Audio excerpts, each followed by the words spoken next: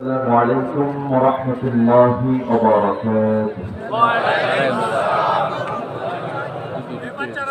السلام عليكم ورحمة الله وبركاته. وعليكم السلام. إن الحمد لله الأكرم الذي خلق الإنسان وكرمه وعلمه من البيان ما لم يعلم،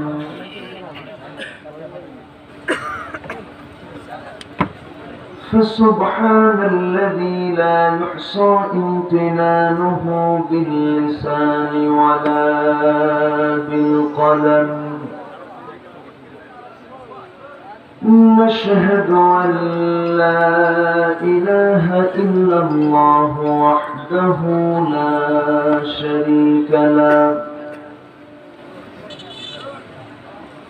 ونشهد أن سيدنا وحبيبنا ومولانا محمدا عبده ورسوله الذي أرسله بالحق بشيرا ونذيرا وداعيا إلى الله بإذنه وسراجا وقمرا منيرا. فقد قال الله تعالى في كلامه المجيد وفرقانه الحميد: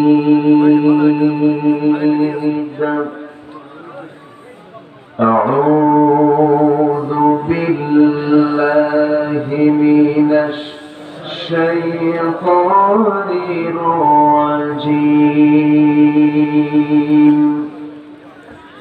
بسم الله الرحمن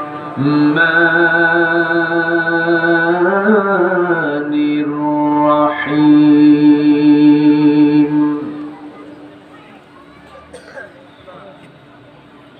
وجاهدوا في الله حق جهاده هو اجتباكم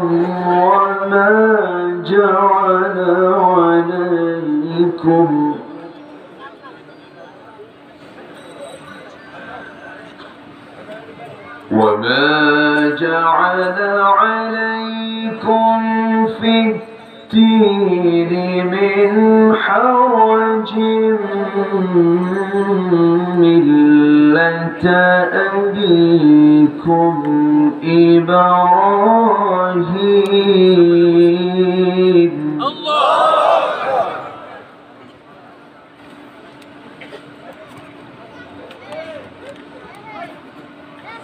ملة أبيكم إبراهيم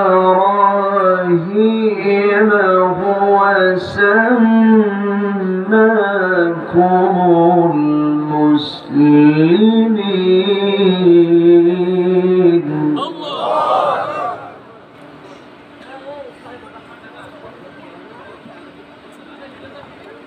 من قبل وفي هذا ليكون الرسول شهيدا عليكم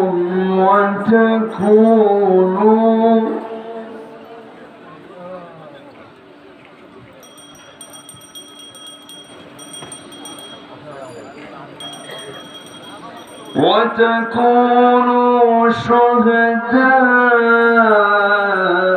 على الناس، فأقيموا الصلاة وآتوا الزكاة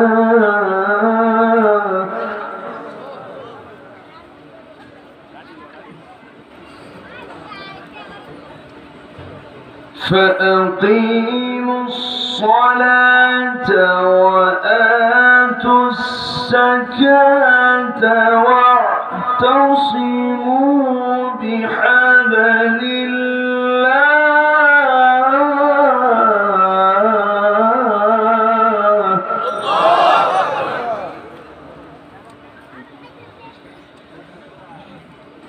وآتوا الزكاة واعتصموا بالله هو مولاكم فنعم المولى ونعم النصير.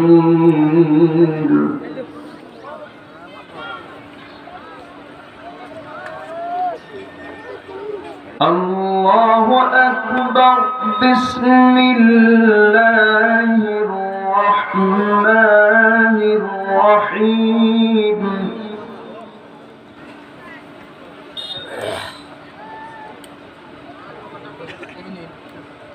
إن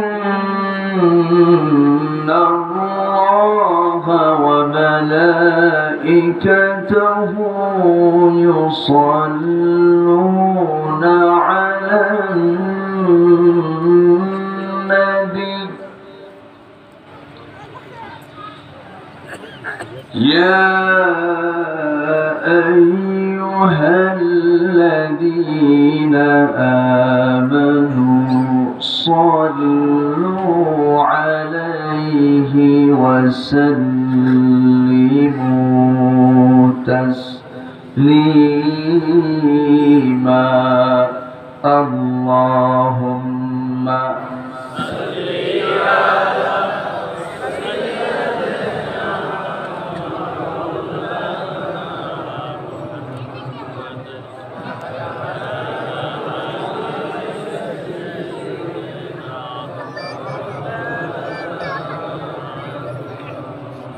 একটু মহব্বত দিয়ে নবীর প্রেমে মাতোয়ারা হয়ে জবান খুলে উচ্চ আওয়াজে সবাই বলুন আল্লাহুম্মা সাল্লি আলা সাইয়্যিদিনা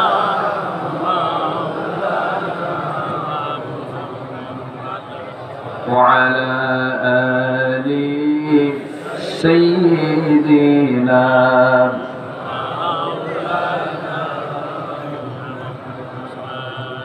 نبينا الآمر الناهي فلا أحد أبر في قول الله منه ولا نعمي. اللهم صل على سيدنا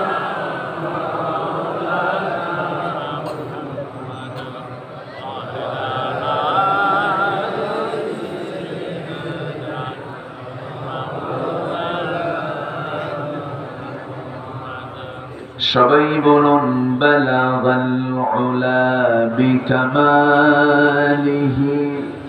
কাশাফাত তুজা বিজামালিহি হাসানাত জামিউ খিসালিহি সাল্লু সিরাজুল ملة تنهي فخري دو عالم دلبار مولاه شريف الأنبياء نسخا كل أديان دغره بلغ العلا بكماله كشف التجى بجماله حسنت جميع خصاله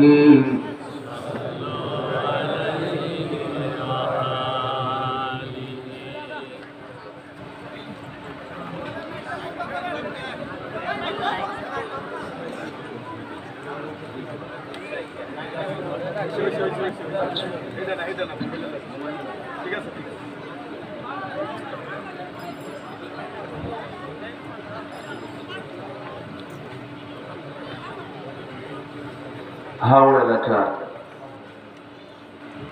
বৃহত্তর ময়মনসিংহ অঞ্চলের কিশোরগঞ্জ জেলার সদর উপজেলার যোগীরখালী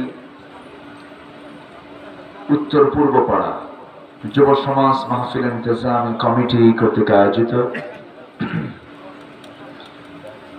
প্রথম বার্ষিকী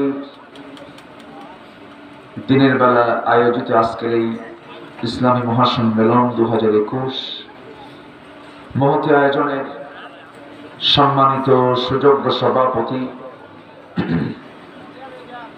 নন্দিত আলেম দ্বীন মাওলানা আবু সাইদ সাহেব,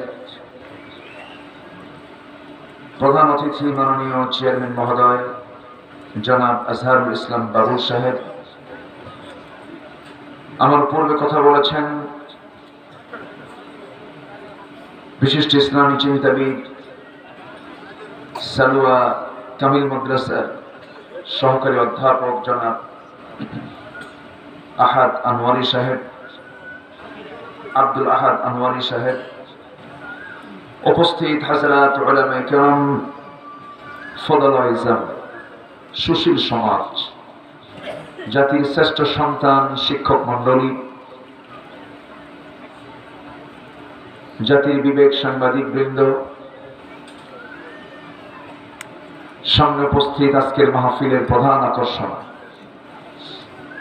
যাদেরকে নিয়ে আজকের এই সাজানো একটা আয়োজন, তৌহিদের পতাকাবাহী, কালেমার ঝান্ডাবাহী, দ্বীন ইসলামের নরসারদুল বীর মুজাহিদ, প্রাণ প্রিয় সম্মানিত দ্বীনী ভাইরা, আড়ালে বসে আছেন শ্রদ্ধেয়া সম্মানিতা মা বোনেরা।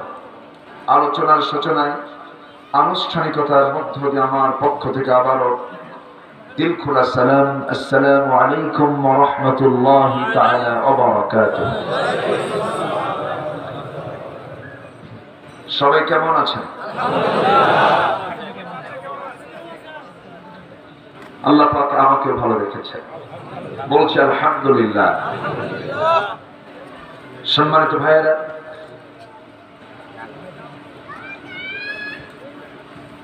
সারাদিনের সকলেরই স্ব স্ব কাজের একটি চরম ব্যস্ততা আছে, সাংসারিক, পারিবারিক, অফিসিয়ালি বিভিন্ন কাজের ব্যস্ততা। সকল ব্যস্ততাকে আমরা আজকে স্থগিত করে, মাইনাস করে আমরা এসেছি কোরআনের জানে, জান্নাতের বাগানে। যিনি আসার বসার তৌফিক দিলেন সেই মহান রবের শানে আমরা বলছি আলহামদুলিল্লাহ। আবারও বলছি আলহামদুলিল্লাহ। চিৎকার মেরে উঠছি, বলছি আল্লাহুম্মা ইন্নী আসআলুকা আল হুদা ওয়াত তুকা ওয়াল আফাফা ওয়াল গিনা। সবাই বলি আল্লাহুম্মা লাকা আসলামতু ওয়া বিকা আমানতু ওয়া আলাইকা তাওয়াক্কালতু ওয়া ইলাইকা আনাবতু ওয়া বিকা খাসামতু। আমরা আল্লাহ তাআলার শুকর আদায় করে নিলাম।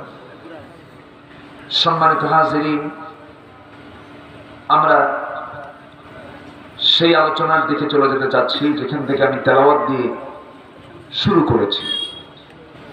সর্বকালের, সর্বযুগের সর্বশ্রেষ্ঠ একটি কিতাব,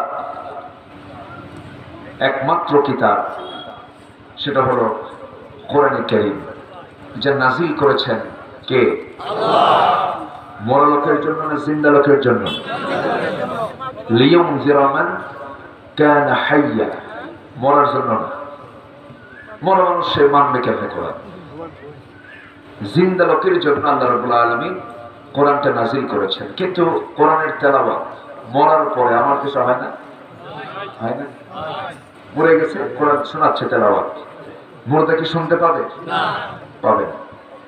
অথচ সেই শোনাটা যদি যখন কানে শোনার মতো ক্ষমতা ছিল, মাথায় নেওয়ার মতো সময় ছিল, সেই সময় শুনলে উপকার, কল্যাণ, নাজাত, মুক্তি ছিল কি ছিল না? ছিল। কিন্তু আমরা বুঝি মরার পরে বুঝে, কিন্তু মরার পরে বুঝে তো কোনো লাভ নাই। আমাকে মরার আগেই বুঝতে হবে, মরার আগে আমাকে মুসলমান হওয়ার প্রিপারেশন নিতে হবে, মরার আগে আমাকে 100% আল্লাহর অনুগত গোলাম হয়ে মৃত্যুর প্রিপারেশন নিতে হবে। পরীক্ষার হলে যাওয়ার আগে ভালো ছাত্রের বৈশিষ্ট্য কি? না পড়ে যাওয়া, না প্রিপারেশন নিয়ে যাওয়া, না। ভালো ছাত্রের বৈশিষ্ট্য হলো আমাকে রেজাল্ট সুন্দর করতে হবে, সে শতভাগ সকল প্রশ্নের জবাব দেওয়ার মানসিকতা নিয়ে হলে ঢুকে যায়। ঠিক তেমনি এই দুনিয়াটা হলো একটা পরীক্ষার হল। সেই হলে পরীক্ষক হচ্ছেন আরশের মালিক মহান রব্বুল আলামিন, এবং সেই পরীক্ষার হলে পরীক্ষা দেওয়ার জন্য দুইটা সিলেবাস, একটা কোরআন আর একটা সুন্নাহ আর একটা হাদিস। এবং সেই হলের গার্ড যিনি, ওই হলের যিনি গার্ড, তিনি হচ্ছেন মুহাম্মদুর রাসূলুল্লাহ সাল্লাল্লাহু আলাইহি ওয়াসাল্লাম। সম্মানিত ভাইয়েরা, তাহলে হলের ভিতরে যদি কোনো ছাত্র কোনো কি বলে মানে পরীক্ষার হলের কোনো ছাত্র যদি লিখতে নিয়ে যদি নকল করে, অথবা যদি পরীক্ষার হলের মধ্যে আপত্তিকর কোনো আচরণ করে, শিক্ষকের কি সেই ক্ষমতা নাই যে তাকে হল থেকে বের করে দিতে পারে?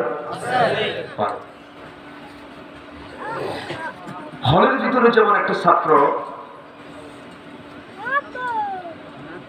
পরীক্ষা কেন্দ্রিক কোন অপরাধ, কোন অন্যায় করলে যেমন তার হলে থাকার কোনো রাইটস থাকে না, ঠিক তেমনি এই দুনিয়া নামক এই পরীক্ষার জায়গা আমরা যারা এসেছি, সেই জায়গায় আল্লাহ তাআলা যে উদ্দেশ্যে পাঠিয়েছেন সে উদ্দেশ্য পূরণ না করে অন্য কোনো কাজ করলে অবশ্যই পানিশমেন্ট থাকার কথা কিনা বলেন?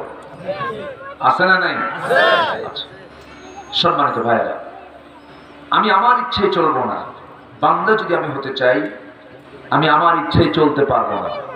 আমাকে চলতে হবে কার ইচ্ছায়, কার আইনে, কার বিধানে, কার হুকুমে। একমাত্র তার হুকুম মাফিক আমাকে আপনাকে চলতে হবে। তাহলে আমি এই যে দুনিয়াতে এসেছি এই লক্ষ্যটা আমার পূরণ হয়ে যাবে। সম্মানিত হাজিরিন, আমরা দুনিয়াতে কেন এসেছি? আল্লাহ রাব্বুল আলামিন রাসূলদেরকে দুনিয়াতে কেন পাঠিয়েছেন? সকল পয়গম্বরদেরকে পাঠানোর মূল লক্ষ্যটা কি? কি জন্য আসলাম আমরা? এটার এক কথায় উত্তর যদি আমরা পেতে চাই, দুটো আয়াতই যথেষ্ট। সম্মানিত ভাইরা, এসেছি আমি কিশোরগঞ্জ মাহফিলে। আমি স্টিয়ারিংটা যদি এই দিকে না নিয়ে আমি যদি মানিকগঞ্জের দিকে দিতাম, গঞ্জ ঠিক আছে, এটা কিশোরগঞ্জ, ওটা কি মানিকগঞ্জ, তাহলে কি আমি আমার লক্ষ্যে পৌঁছতে পারতাম? পারতাম? লক্ষ্যে পৌঁছতে পারতাম? পারতাম। লক্ষ্য পূরণ করতে হলে অবশ্যই সেই লক্ষ্যে পৌঁছানোর জন্য ব্যাঠিক রাস্তা দরকার না সঠিক রাস্তা দরকার? সঠিক রাস্তা দরকার। সঠিক রাস্তার জন্য আল্লাহ রাব্বুল আলামিন সঠিক পথ বাতলিয়ে দিয়েছেন, এবং সেই পথ পাবার জন্য আল্লাহ দোয়া শিখিয়ে দিয়েছেন। প্রত্যেক নামাজের মধ্যে আমরা দোয়াটা পড়ি, সবাই আমরা বলি ইয়্যাকা না'বুদু ওয়া ইয়্যাকা নাস্তাঈন ইহদিনাস সিরাতাল মুস্তাকিম সিরাতাল লাযীনা আন'আমতা আলাইহিম গায়রিল মাগদুবি আলাইহিম ওয়ালাদ-দাল্লিন। সরল সঠিক পথের আরবি হলো সিরাতুল মুস্তাকিম। সিরাতুল মুস্তাকিমটা কি? সিরাতুল মুস্তাকিমের ব্যাখ্যা দিতে গিয়ে আল্লাহ রাব্বুল আলামিন নিজেই অন্য আয়াতের মধ্যে ব্যাখ্যা দিচ্ছেন। কোরআন এমন একটি কিতাবের নাম যে কিতাবের মধ্যে একটা আয়াতের যদি কোনো অর্থ বুঝতে কষ্ট হয়ে যায়, অন্য আয়াতে আল্লাহ রাব্বুল আলামিন তার ব্যাখ্যা দিয়ে দিয়েছেন। তার ব্যাখ্যা অন্য আয়াতে পাওয়া যায়। সিরাতুল মুস্তাকিমটা কি? আল্লাহ রাব্বুল আলামিন সূরা ইয়াসিনে বলে দিচ্ছেন, যারা পারেন সঙ্গে পড়ুন, ওয়া আনি'বুদুনি হাযা সিরাতুম মুস্তাকিম। আমার তোমরা কেবলমাত্র ইবাদত করবে, এটাই তোমার জন্য সরল সঠিক পথ। এক কথায় আমরা ইবাদত করব কার? আল্লাহ। দাসত্ব প্রভুত্ব সবকিছু মেনে চলবো কার? আল্লাহ তাআলা। আমার ভাইয়েরা, আমার বন্ধুগণ, এই পৃথিবীতে পয়গম্বরকে আল্লাহ রাব্বুল আলামিন কেন পাঠালেন? প্রথম মানুষকে পাঠানোর যে লক্ষ্য, আমাকেও পাঠানোর সেই লক্ষ্য, সমস্ত পয়গম্বরদেরকে যে লক্ষ্যে পাঠানো হয়েছে, আমাকে আপনাকে সেই লক্ষ্যেই পাঠানো হয়েছে। মূলত আমাদের সবার পরিচয় হলো আমরা হলাম বান্দা, আমরা হলাম আব্দ। সমস্ত পয়গম্বরদের প্রথম পরিচয় তারা হলেন বান্দা, আব্দুহু ওয়া রাসূলুহু, প্রথম পরিচয় হলো বান্দা। কিন্তু আল্লাহ রাব্বুল আলামিন নবীদেরকে এক্সট্রা কিছু তিনটা গুণ দিয়েছেন। এক্সট্রা গুণের মধ্যে এক নাম্বার গুণ হলো আল্লাহ তাদেরকে দিয়েছেন ওহী, যেটা আমাদের কাছে আসে না। নাম্বার 2 হলো মুআজিজা, যা আমাদের দ্বারা সম্ভব না। নাম্বার 3 হলো হুসনে খুলক, উত্তম চরিত্র। আর এই উত্তম চরিত্র নবীর ভিতরে থাকবে, আমাদের মধ্যেও থাকতে পারে। ঠিক কিনা বলেন? চরিত্র নিয়ে আসার দরকার আছে না নাই? আসতে বলবেন না, আছে না নাই? সেই চরিত্র গঠন করব আমরা কি দিয়া? বসেছি আমরা কি দিয়া? নামাজ চলবে কি দিয়া? পরিবার চলবে কি দিয়া? সমাজ চলবে কি দিয়া? রাজনীতি চলবে? আসতে কোন কেন?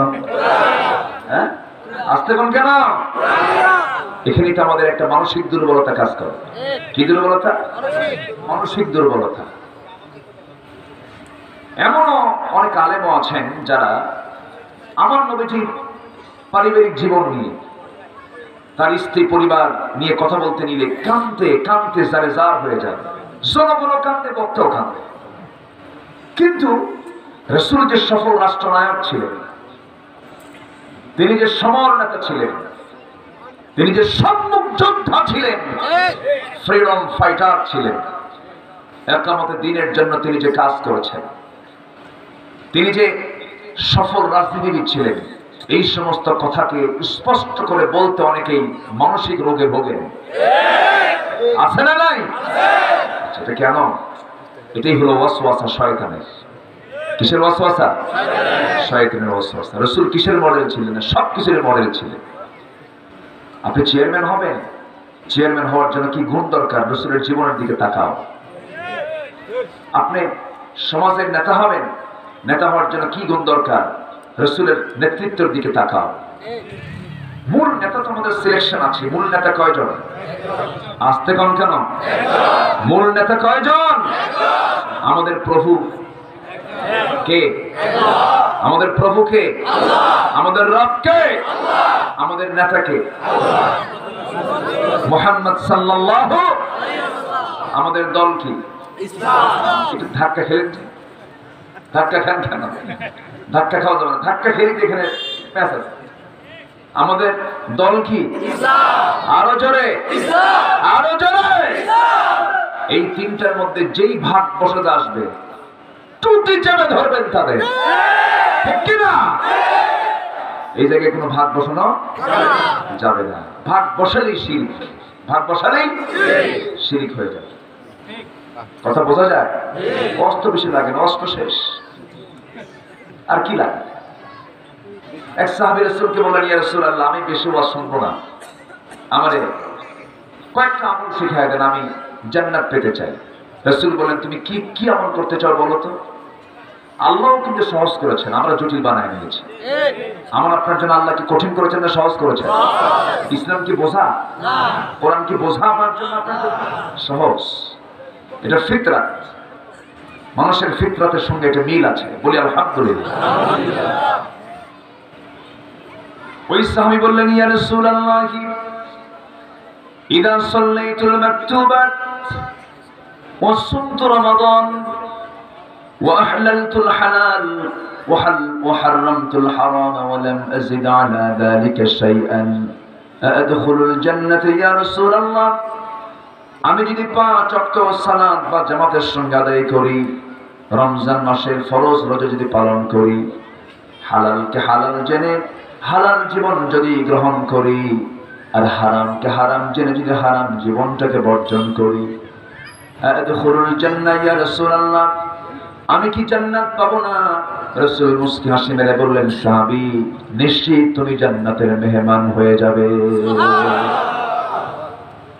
আমার ভাইয়েরা, আল্লাহ সহজ আমল শিখিয়ে দিয়েছেন, ইন্নাল্লাযীনা আমানু ওয়া আমিলুস সালিহাতি কানাত লাহুম জান্নাতুল ফিরদাউসি নুজুলা। ঈমান যারা আনবে এবং আমলে সালেহ যারা করবে, কয়টা কাজ? আসতে বলবেন না, কয়টা কাজ? ঈমান যারা আনবে, নির্ভেজাল ঈমান, আমলে সালেহ যারা করবে, যার মধ্যে কোনো শিরক কুফর বেদাত ঢুকবে না। ওয়াল্লাযীনা আমানু ওয়া লাম ইয়ালবিসু ঈমানাহুম বিযুলমিন উলাইকা লাহুমুল আমনু ওয়া হুম মুহতাদুন। জোরে বলি আল্লাহু আকবার। ঈমান যারা আনবে এবং নিজের জীবনকে শিরকের লেবাসে যারা জড়াবে না, শিরক বিদআত কুফরের দিকে যারা যাবে না, ওই সমস্ত বান্দাদেরকে আল্লাহ রাব্বুল আলামিন অফার দিয়ে বলছেন, এই সমস্ত বান্দাগুলো আমার হেদায়েত প্রাপ্ত বান্দা, এই সমস্ত বান্দার জন্য আমি আল্লাহ জান্নাত অপেক্ষায় রেখে দেব। জোরে কোন সুবহানাল্লাহ। এই পৃথিবীতে পয়গম্বররা কেন আসলেন, কি জন্য আসলেন? আল্লাহ রাব্বুল আলামিন সুন্দর করে দুটো জায়গায় স্পষ্ট করে দিয়েছেন। সর্বশেষ রাসূলকে কেন পাঠানো হলো? হুয়াল্লাযী আরসালা রাসূলাহু বিল হুদা ওয়া দীনিল হক লিইয়ুযহিরাহু আলাদ-দীনি কুল্লিহি ওয়া কাফা বিল্লাহি শাহীদা ওয়ালাউ কারিহাল মুশরিকুন। দু জায়গায় বলে দিলেন, তিনি সেই মহান সত্তা, তিনি সেই মহান প্রভু রব, যিনি তার রাসূলকে দ্বীনে হক দিয়ে পাঠিয়েছেন, সত্য দ্বীন দিয়ে দুনিয়াতে পাঠিয়েছেন, যেন তিনি কি করতে পারেন, এই দ্বীন হককে, গোটা দুনিয়ার যত বাতিল দ্বীন আছে সমস্ত দ্বীনের উপরে যেন এই দ্বীনটাকে তিনি বিজয়ী করতে পারেন। নামাজ শুধু পড়ার জন্য আল্লাহ রাব্বুল আলামিন তাকে পাঠান নাই, রোজা পালনের জন্য শুধু তিনি পাঠান নাই। দিন যদি বিজয় হয়ে যায়, দিন বিজয়ের মধ্যে সব চলে আসবে, দিন বিজয়ের মধ্যে সব চলে আসবে। মূল থিম হলো রাসূলকে আল্লাহ রাব্বুল আলামিন এই দুনিয়াতে এই জন্য পাঠালেন, এই দুনিয়ার আকাশ আল্লাহর, জমিন আল্লাহর, সূর্য আল্লাহর, চন্দ্র আল্লাহর, আমি আল্লাহর।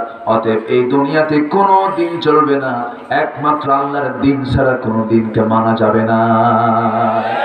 ঠিক কি না? ইসলাম সর্বশ্রেষ্ঠ ধর্ম, ইসলাম সর্বশ্রেষ্ঠ দিন, এটা বলার দরকার নাই। সর্বশ্রেষ্ঠ এজন্য বলবো না আমি, সর্বশ্রেষ্ঠ বলতে গেলে সবগুলোকে শ্রেষ্ঠ খেতাব দেওয়া হবে। হিন্দু, বৌদ্ধ, খ্রিস্টান, ইহুদি সব ধর্মকে আমি শ্রেষ্ঠ বলে এদিকে সর্বশ্রেষ্ঠ বলে ফেললাম। শ্রেষ্ঠের মধ্যে শ্রেষ্ঠ, সর্বশ্রেষ্ঠ। অতএব সর্বশ্রেষ্ঠ বলার দরকার নাই। ইসলাম একমাত্র, কেবলমাত্র, শুধুমাত্র একটাই ধর্ম, একটা দিন, এছাড়া পৃথিবীতে সব বাতিল দিন। ঠিক কিনা? কথা কি বোঝা যায়?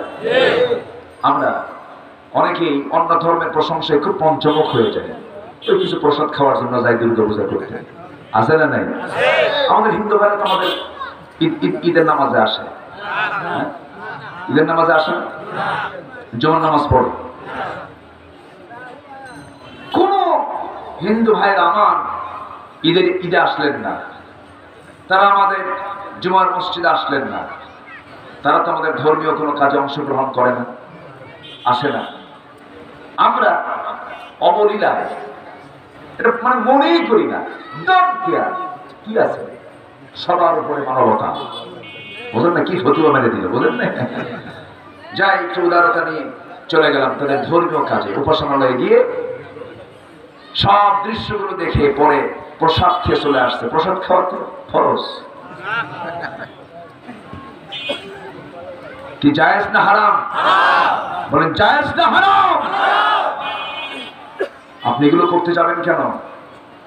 আর এগুলো করতে যাওয়াই মানে হলো সে সকল ধর্মের বৈধতা দিয়ে রাজি হয়েছে, বৈধতা দিয়েছে। মুসলমান তার কাছে আল্লাহর সিদ্ধান্তই চূড়ান্ত। ইন্নাদ দীনা ইনদাল্লাহিল ইসলাম, আল্লাহর কাছে মনোনীত নির্ধারিত একটাই দিন, তার নাম হলো ইসলাম। ইসলাম ছাড়া অন্য কোন দিন মুসলমান মানতে পারে না, মানতে পারে না, মানতে পারে না। ঠিক কি না? আমার কথা কি বোঝা যায়? কোন কষ্ট হচ্ছে আপনাদের? বলি আলহামদুলিল্লাহ, জোরে বলি আলহামদুলিল্লাহ। আমি যে সূরা থেকে আমি তেলাওয়াত করেছি সেই সূরাটার নাম হলো সূরাতুল হজ। সূরাতুল হজ। হজ করা কি? হজ করা কি? কার জন্য? যার সামর্থ্য আছে। ধনী তো এখন বোঝা কঠিন, ধনী এখন বোঝা কঠিন। ধনী কে কোন দিক দিয়ে ধনী বোঝা বড় নয়। আগে ধনী চেনা যেত, আর এখন তো আঙ্গুল ফুলে কলা গাছ হয়ে যায়। কালকে ছিল পথে, আজকে রাজপথে। ঠিক কি না? এটা কি ভালো লক্ষণ? এটা কি ভালো লক্ষণ বলেন? সম্মানিত ভাইয়েরা, সম্মানিত বন্ধুগণ, আজকে আপনি কাকে কি বলবেন বলা তো মুশকিল। বলতে গেলে তো অনেক কিছুই মুখে চলে আসে, কিন্তু হক কথা তো বলতেও হবে। চুপ থাকাও যাবে না। চুপ থাকা যাবে?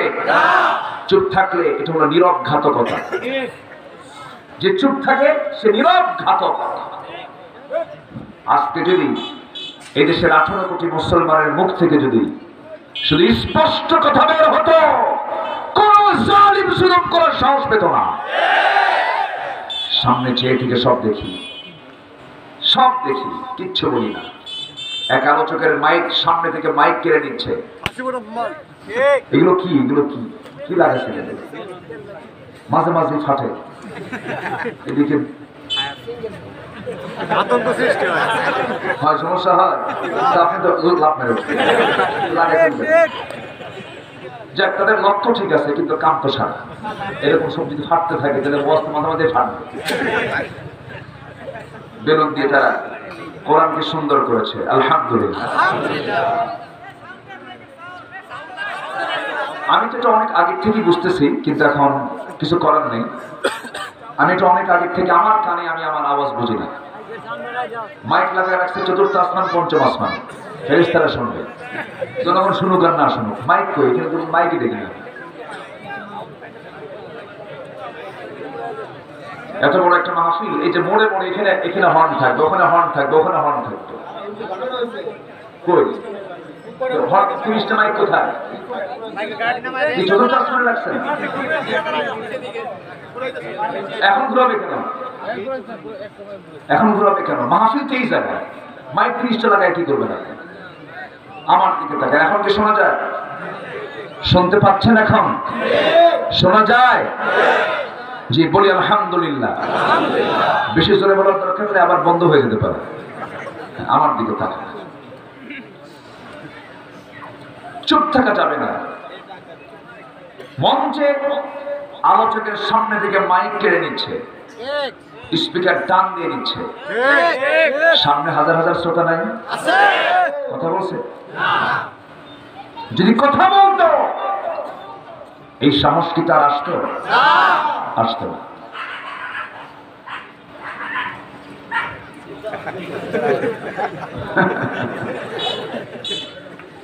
আমার দিকে তাকান না, ভয় পাচ্ছিলেন যে এইদিকে ঢোকে কিনা ভাই, কারণ একজন তার একজনকে তাড়া করছে। আমার দিকে তাকান।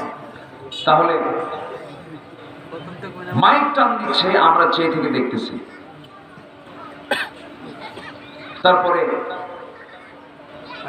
আরেকজন কয় হাত ভাঙো, আরেকজন কয় ঘাড় মটকায় দাও।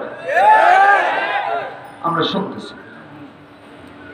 এই দেশ স্বাধীনতার আগে প্রথম স্বাধীন হয়েছে 47-এ। কোন সালে? 47। 47-এ স্বাধীন কেন হলো? এই ভূখণ্ড এবং পশ্চিম ভূখণ্ড, এই দুটো ছিল মুসলিম সংখ্যাগরিষ্ঠ এরিয়া। আর বাকিটা ছিল সংখ্যাগরিষ্ঠ হিন্দু এরিয়া, হিন্দুস্তান এবং পাকিস্তান। 1947-এ ভাগ হলো। দ্বিজাতি তত্ত্বের ভিত্তিতে মুসলিম এবং হিন্দু জাতি কখনো এক হতে পারে না। সাউন্ড একভাবে রাখবেন, আমার আওয়াজটা একভাবে রাখবেন, যেন আমার কানে একভাবে সাপ্লাইটা হয়, অত ঘুরাঘুরির দরকার নেই। আচ্ছা, আমার দিকে তাকান তো। দ্বিজাতি তত্ত্বের ভিত্তিতে দেশ স্বাধীন হলো 47-এ। তাহলে মুসলিম চেতনাই ছিল প্রথম কারণ। মুসলমান হিন্দু কখনো এক হতে পারে না। অতএব ইসলামকে মাইনাস করে যে চেতনাবাজরাই কোনো কাজ করবে, সেই চেতনাবাজদের আমরা জুতা মারি, ঠিক কিনা? আমাদের প্রথম দেখতে হবে ইসলামী চেতনা, মুসলিম চেতনা। বঙ্গবন্ধু শেখ মুজিবুর রহমান 10 জানুয়ারি পাকিস্তান থেকে যখন তিনি প্রথম বাংলাদেশ আসলেন স্বাধীনতার পরে, এসেই সকালবেলা রেডিও অন করে দেখে কোরআন তেলাওয়াত অধিবেশন শুরু হয়নি। ঢুকছে সেদিন থেকে নাস্তিক চক্র। তথ্যের দায়িত্ব দেওয়া হয়েছে যাকে, সকালবেলা অধিবেশনের শুরুতে কোরআন তেলাওয়াত নাই। উনি খেপে গিয়ে বললেন, অধিবেশনের শুরুতে কোরআন তেলাওয়াত করে গেল, এটা কে বন্ধ করেছে? কোন বেয়াদব বন্ধ করেছে? নিজে গিয়ে সকাল 9টার দিকে তিনি কোরআন তেলাওয়াত দিয়ে শুরু করে প্রোগ্রাম শুরু করার অর্ডার দিয়েছেন। আমরা তো ইতিহাস জানি না। আমরা ইতিহাস না জেনে না বুঝে আমরা কথাগুলো বলি। ঘাপটি মারা কিছু নাস্তিক চক্র আমার দেশকে মনিটরিং করছে, এদের অবশ্যই খেয়াল করার দরকার আছে না নয়? সম্মানিত ভাইয়েরা, এই স্বাধীনতার আগে 47-এর আগে প্রায় 200 বছর শাসন করেছে কারা? ব্রিটিশরা। বাংলার শেষ স্বাধীন নবাব ছিলেন সিরাজউদ্দৌলা। যখন তাকে লর্ড ক্লাইভরা যখন তাকে ধরে নিয়ে যাচ্ছিল, হাত বেঁধে পা বেঁধে, লক্ষ লক্ষ জনতা, লক্ষ লক্ষ নাগরিক ওই দৃশ্যগুলো দেখে আর চোখের পানি ফেলে ফেলে কান্দে। লর্ড ক্লাইভ মুস্কি মুস্কি হাসি মেরে বলে, এতগুলো মানুষ, লাখ লাখ মানুষ শুধু তার নিয়ে যাওয়ার দৃশ্যটা দেখতেছে। যদি প্রতিটি লোকের হাতে একটা করে ঢিল হাতি নিয়ে যদি একটা করে নিক্ষেপ করত, সমস্ত ব্রিটিশরা দেশ বানাতে বাধ্য হতো, দেশ ছেড়ে যেতে বাধ্য হতো। আমরা শুধু চুপি থেকেছি, এখনো চুপি আছি। কথা বলার দরকার আছে না নেই? আসতে বলবেন না, আছে না নয়? মুসলমান চুপ থাকবে না, কথা বলবে? কথা বলবে। আজকে সন্ত্রাস কয়েক প্রকার। 1 নাম্বার হলো ক্ষমতার সন্ত্রাস, নাম্বার 2 হলো অস্ত্র সন্ত্রাস, নাম্বার 3 হলো তথ্য সন্ত্রাস, নাম্বার 4 হলো ফতুয়া সন্ত্রাস। আছে না? ফতুয়ার সন্ত্রাসে কিছু আছে না? মঞ্চ উঠলি খালি ফতুয়া হয়, এটাকে আমি সন্ত্রাস বললাম। আল্লাহ কয় 2 আমল কর, ঈমান আন, আমলে সালেহ কর, জান্নাত দেব যা। আর এদিকে কয় নবীতে হাত বাঁধা জায়েজ নাই, বুকেও হাত বাঁধা জায়েজ নাই।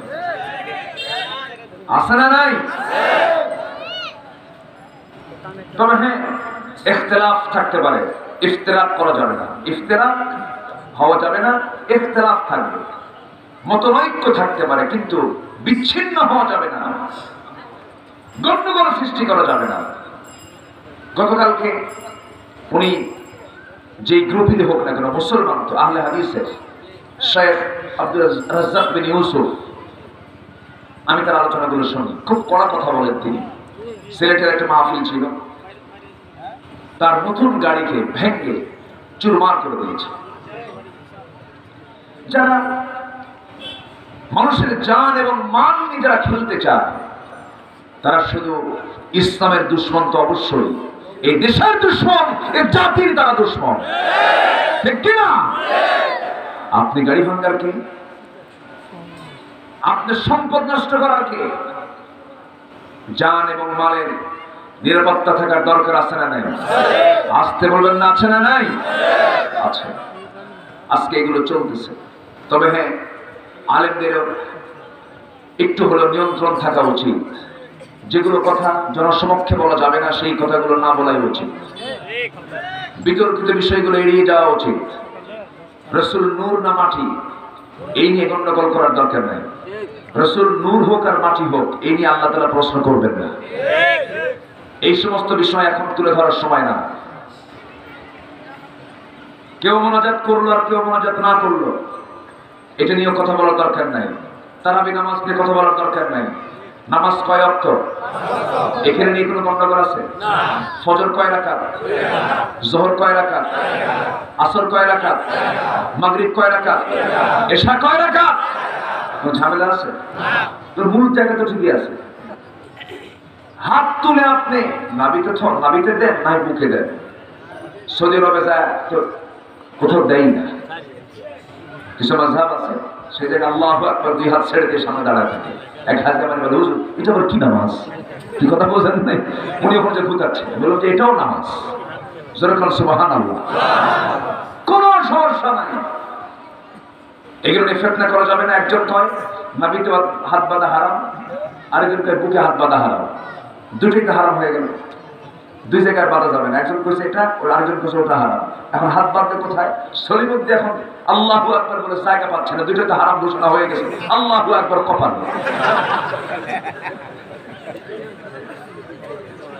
কোথায় গেছে? কপালে। তাহলে কি হলো বলে? ফতুয়ার ঠেলা যদি হাত কপালে যায় তাহলে আরেক বিপদ। আমি আলেমদেরকে দৃষ্টি আকর্ষণ করছি, আমি সমস্ত আলেমকে সম্মান করি। আমার এই কথা গোটা পৃথিবীর সমস্ত মুসলিম ভাষাভাষী সবার কাছে যাচ্ছে। আমি সবার কাছে এই ক্রাইসিস পিরিয়ডে, এই দুঃসময় বলবো, আমি জগতের শ্রেষ্ঠ সন্তানরা হচ্ছে আলেম। তাদের উপর আঘাত শুরু হয়েছে। এ লক্ষণ কিন্তু ভালো না, এ লক্ষণ কিন্তু খুব খারাপ। তবে এতটা দুর্বল তোমরা মনে করো না, এতটা দুর্বল তোমরা মনে করো না। হাত ভেঙে ফেলার জন্য, ঘাড় মটকায় দেওয়ার জন্য যে ইমানের শক্তি, সেই ইমানের শক্তি তোমার নাই। ওই বাতিলদের মোকাবেলা করতে রাজি আছেন কারা কারা? হাত উঁচু করে দেখা।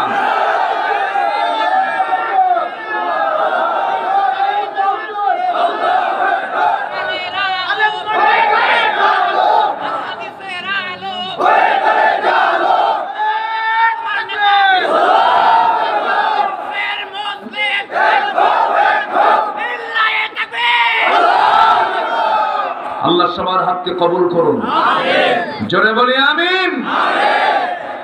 আমরা চুপ থাকবো না, কথা বলবো। চুপ থাকবো না, কথা বলবো।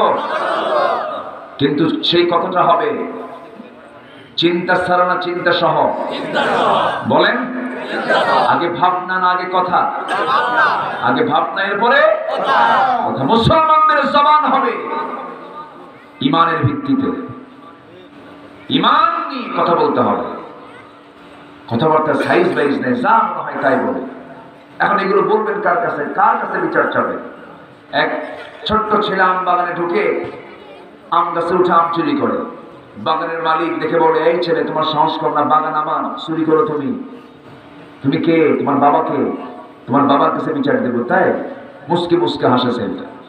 তো তোমার আব্বার নাম নাকি, তুমি হাসো কেন? আব্বার কাছে আপনি বিচার দিবেন? আমার আব্বা তো আমার মাথার উপরে গাছের আগে সালা নিয়ে বসে আছে।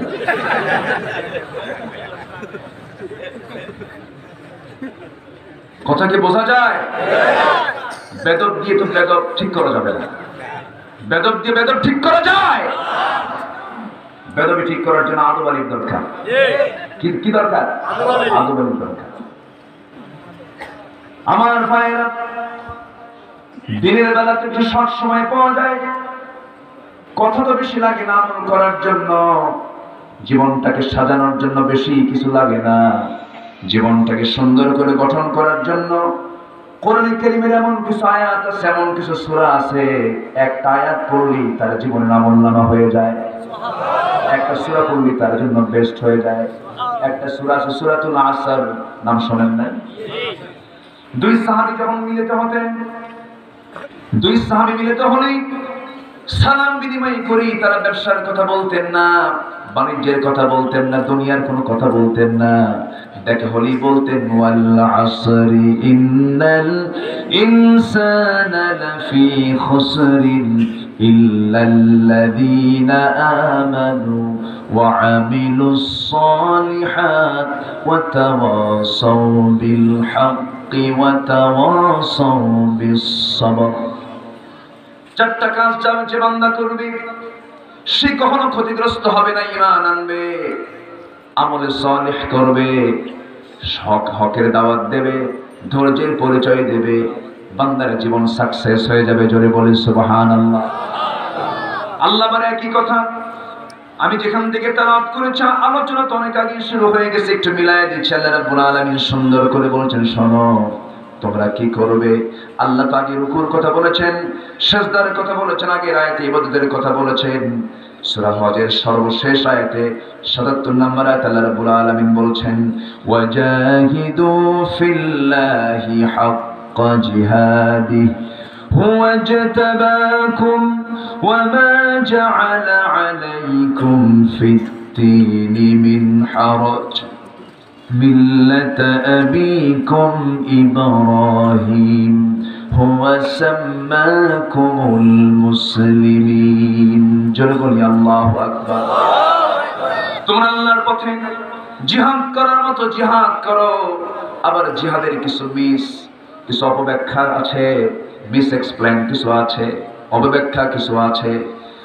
জিহাদ মানে অনেকে মনে করে অস্ত্র শস্ত্রে সজ্জিত হয়ে সামনে যাকে পাবো তাকে দুনিয়া থেকে বিদায় করে দাও। না না, জিহাদ মানে হলো কোন লক্ষ্যে পরিপূর্ণরূপে পৌঁছার জন্য যে চূড়ান্ত চেষ্টা। এই যে আমরা মাহফিল এসেছি, অফিসে কাজ আছে না নাই, মাঠে কাজ আছে না নাই, অনেক ব্যস্ততা আছে না নাই, সকল ব্যস্ততাকে মাইনাস করে এই যে মাহফিলে চলে আসলাম, এই যে একটা চেষ্টা বের করে আমি এখানে চলে আসলাম, এটা হলো জিহাদ।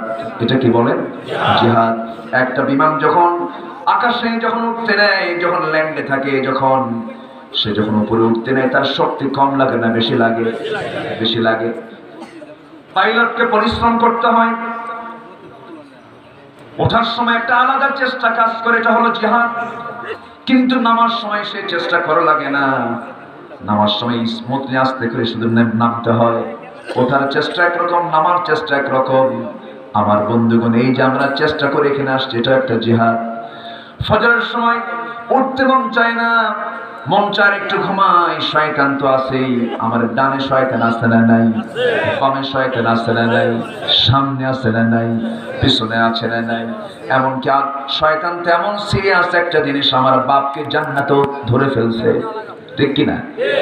আদম আলাইহিস সালামকে জান্নাতের মধ্যে পাকড়াও করে ফেলেছে। ফাযাল্লাহুমা শাইতান, দুজনকে আমার মাকেও ধরে ফেলেছিল, পদস্খলন করেছিল, জান্নাতের মধ্যে টিকতে পারলেন না। ফালা তাকরাবা হাদিস শাজারা, নিষিদ্ধ বৃক্ষের দিকে চলে গিয়েছিলেন, শয়তান ওয়াসওয়াসা দিয়েছিল। সেই দিন থেকে শয়তান তো আছি, আজ পর্যন্ত, কেন কিয়ামত পর্যন্ত শয়তান তো থাকবে। তবে একটা বিষয়, শয়তান কিন্তু মানুষের সব জায়গায় প্রবেশ করতে পারলেও শয়তান কিন্তু রুহের মধ্যে প্রবেশ করতে পারে না, কলবের মধ্যে প্রবেশ করতে পারে না। জোরে বলি সুবহানাল্লাহ। এই রূহটা কার নির্দেশে চলে? ইয়াসআলুনাকা আনির রূহ কুলির রূহু মিন আমরি রাব্বি। শয়তান কখনো ওয়াসওয়াসা দিতে পারে না, রুহের মধ্যে ঢুকতে পারে না, কলবের মধ্যে ঢুকতে পারে না। যদি ঢুকতেই পারত, আল্লাহ রাব্বুল আলামিন আয়াতটা এরকম করে সেট করতেন না। যারা পারেন সঙ্গে পড়েন, কুল আউযু বিরাব্বিন নাস মালিকিন নাস ইলাহিন নাস মিন শাররিল ওয়াসওয়াসিল খান্নাস আল্লাযী ইউওয়াসওয়িসু ফি কুলুবিন নাস। ঠিক হয়েছে নাকি? কি হবে বলে? সুদূর ইন্নাস। সদর মানে হলো বক্ষ, সদর মানে কি? বুক। আল্লাযী ইউওয়াসওয়িসু ফি সুদুরিন নাস, কুলুবিন নাস বলা হলো না কেন? শয়তান তো কলবের ভিতরে যেতেই পারে না। ইয়া মুকাল্লিবাল কুলুব সাব্বিত কলবি আলা দীনিক। হে কলবের মালিক, তুমি তো আমার কলবটাকে তুমি একমাত্র ঠিক রাখতে পারবে। তোমার দ্বীনের জন্য আমার কলবটা তুমি ঠিক রাখো। জোরে বলি সুবহানাল্লাহ। এজন্য কলবের মালিককে, কলবটাকে চালান, আল্লাহ চালান। শয়তান ওই কলবের দরজায় গিয়ে সদরে গিয়ে ধাক্কা মারে, ধাক্কা মেরে আর পারে না। ওই সময় বান্দা যখন বলে ফেলে কুল আউযু বিরাব্বিন নাস, আশ্রয় দিয়ে দেন কে? আসতে বলে না, কি আশ্রয় দিয়ে দেন? আমরা আশ্রয় চাইবো কার কাছে?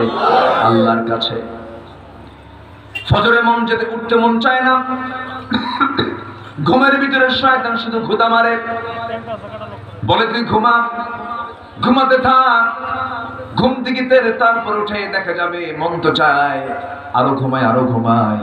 ওই সময় মনটাকে সঙ্গে সঙ্গে নফসের তাবেদারি না করে লেপটা সামনে থেকে সরাইয়া দিয়া একটা গা ঝাড়া দিয়ে আউযু বিল্লাহ বিসমিল্লাহ বলে যখন বান্দা উঠে দাঁড়ায়, ওযু যখন বানায়, আল্লাহ পাক তাকে মুজাহিদের সমান সওয়াব আমলনামায় দিয়ে দেয়। জোরে বলেন সুবহানাল্লাহ। এটাও জিহাদ, ওয়াজাহিদু ফিল্লাহি হাক্কা জিহাদি। নামাজ পড়তে মন চায় না, নামাজ পড়ি। এরপরে মিথ্যা কথা বলতে মন চাই, মিথ্যা বলি না। সুদ খেতে মন চাই, সুদ খাই না। ঘুষের অফার আছে, আমি বড় অফিসার, আমার কাছে কোটি টাকার চেক আসবে, একটা শুধু সিগনেচার দিয়ে দেব, এরপরও ঘুষ খাই না। আল্লাহ পাক ওই সমস্ত বান্দাকে মুজাহিদের সমান সওয়াব তার আমলনামায় দিয়ে দিবেন। ওয়াজাহিদু ফিল্লাহি হাক্কা জিহাদি। তিনটা জিনিস ধৈর্যের অন্তর্ভুক্ত। নিজের দুঃখ কষ্ট নিয়ে মানুষের কাছে অভিযোগ না করা, নিজের তকদিরকে দোষারোপ না করা, নিজের প্রশংসা থেকে বিরত থাকা, এগুলো ধৈর্য। এগুলো কি? ধৈর্য। আমার ভাইয়েরা, ইবাদত করতে মন চায় না, ইবাদতে বাধ্য করা, এটাও ধৈর্য। তিনটি আমল অত্যন্ত কঠিন এবং অত্যন্ত উত্তম আমল। প্রচন্ড রাগের সময় কাউকে ক্ষমা করে দেওয়া, যেরকম সুবহানাল্লাহ, এটা কি সাধারণ মানুষের দ্বারা সম্ভব নাকি? প্রচন্ড রাগ উঠেছে কিন্তু আমি তারে মাফ করে দিলাম, আল্লাহ বলবেন বান্দারে তুই জান্নাতের মেহমান হয়ে যাবি। الذين ينفقون في السراء والضراء والكاظمين الغيظ والعافين عن الناس والله يحب المحسنين। জোরে বলি আল্লাহু আকবার। যারা গোপনে প্রকাশ্যে আল্লাহর পথে যারা দান করে, ক্রোধকে যারা সংবরণ করে এবং মানুষকে যারা মাফ করে দেয়, আল্লাহ পাক এই সমস্ত মুহসিন বান্দাদেরকে দারুণ দারুণ বেশি ভালোবাসেন। জোরে বলি সুবহানাল্লাহ। আমরা ক্ষমার নীতি নেব না প্রতিশোধের নীতি নেব? কারণ কিসের নীতি? ক্ষমার নীতি। ক্ষমার মানসিকতা নিয়ে চলবো। আমি ক্ষমা করবো, আল্লাহ আমাকে ক্ষমা করবেন। তিনটি আমল অত্যন্ত কঠিন কিন্তু অত্যন্ত উত্তম। আরেকটা হলো নিদারুণ অভাব থাকার সত্ত্বেও মানুষকে দান করা। নিজের কাছে কিচ্ছু নাই, এরপরে কেউ যদি আসে তার মধ্যে থেকে কিছু দেওয়া। যেরকম সুবহানাল্লাহ। এতে বরকত কমবে না বাড়বে? বেড়ে যাবে। নাম্বার 3 হলো একান্ত নির্জনতায় যখন থাকি, আমার পাশে কেউ নাই, সেই সময় সমস্ত প্রকার পাপ থেকে নিজেকে গুটিয়ে রাখা। নির্জনে স্মরণ করবো আমরা কাকে? আসতে বলবেন না কাকে? এই চোখটা কে দিয়েছেন? এই চোখের মধ্যে পানি কে দিয়েছেন? কার জন্য কাঁদবো আমরা? আসতে বলুন, কার জন্য কাঁদবো? কিন্তু গতকালকে যারা ভালোবাসা দিয়েছে তারা কাঁদছে কিসের জন্যে?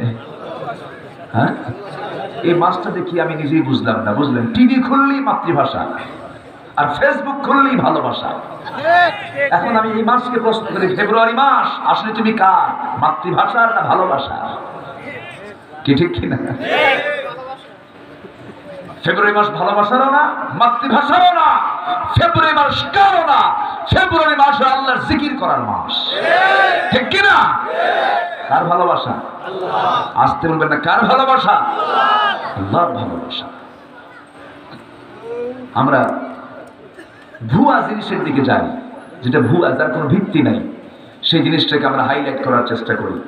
ভ্যালেন্টাইন্স ডে তারাই পালন করবে যাদের ভালোবাসা নাই। ঠিক কিনা?